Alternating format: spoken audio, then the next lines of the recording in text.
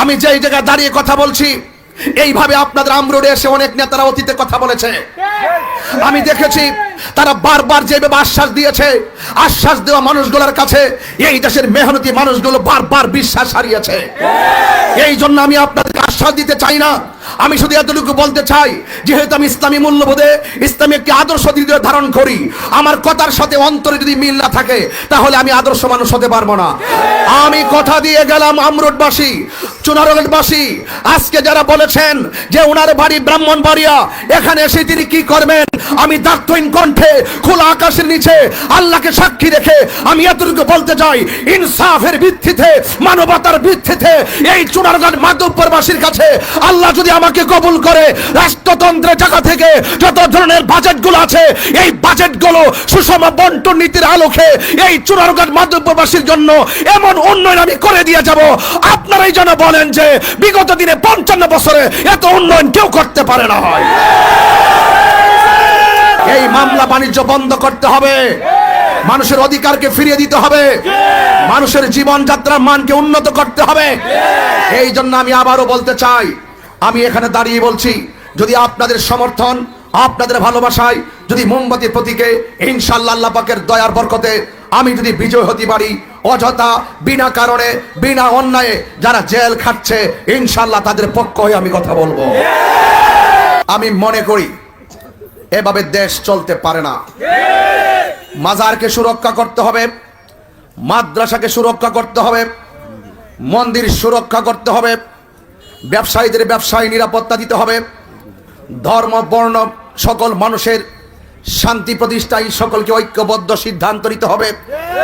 এর ধারাবাহিকতায় বৃহত্তর সুন্নি সমর্থিত বাংলাদেশ ইসলামী ফ্রন্ট মনোনীত মোমবাতি প্রতীকটি আজ শুধুমাত্র একটি দলের প্রতীক হিসাবে নয়, আজ মোমবাতি প্রতীকটি চুনারগঞ্জ মাধবপুর নয়, সারা বাংলাদেশে একটি জাতীয় প্রতীক হিসাবে প্রমাণিত হয়েছে।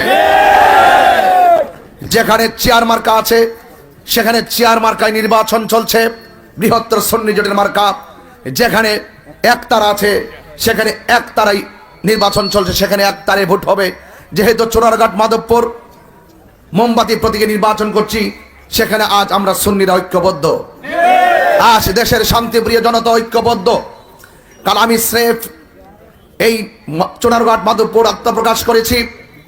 আমার নির্বাচনী ইশতেহার যদি বলি, নির্বাচনী পরিকল্পনা যদি বলি, ইনশাআল্লাহ আপনাদেরকে নিয়ে আমি ইনসাফ ভিত্তিক রাজনীতির মাধ্যমে এমন একটি চুনারগঞ্জ মাধবপুর গঠন করতে চাই, এমন একটি চুনারগঞ্জ মাধবপুরকে সারা বাংলাদেশের কাছে একটি মডেল বানাতে চাই, যেন এই চুনারগঞ্জ মাধবপুরের সকল কার্যক্রম সারা বাংলাদেশের চোখে পড়ে।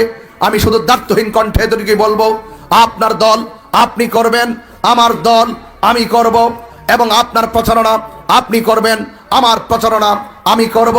আপনার ভোট আপনি দিবেন, আমার ভোট আমি দিব, আপনার এজেন্ট আপনি দিবেন, আমার এজেন্ট আমি দিব।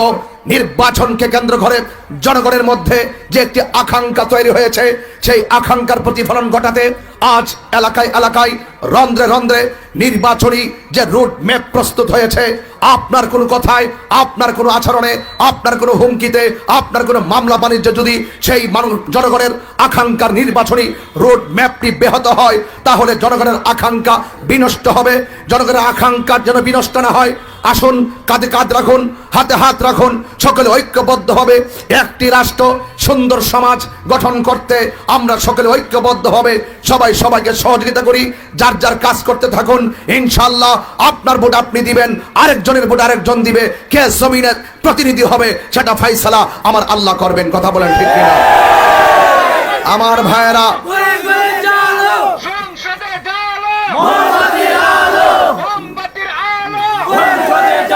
প্রিয় চুনারগঞ্জবাসী, প্রিয় আমরোডবাসী, আমি জানি আপনারা অনেক শান্তিপ্রিয় লোক। আমি কিছুদিন আগে আপনাদের মাঝে এসেছিলাম, আপনাদের সঙ্গে দেখা করে এখানে দাঁড়িয়ে বক্তব্য দিয়েছিলাম।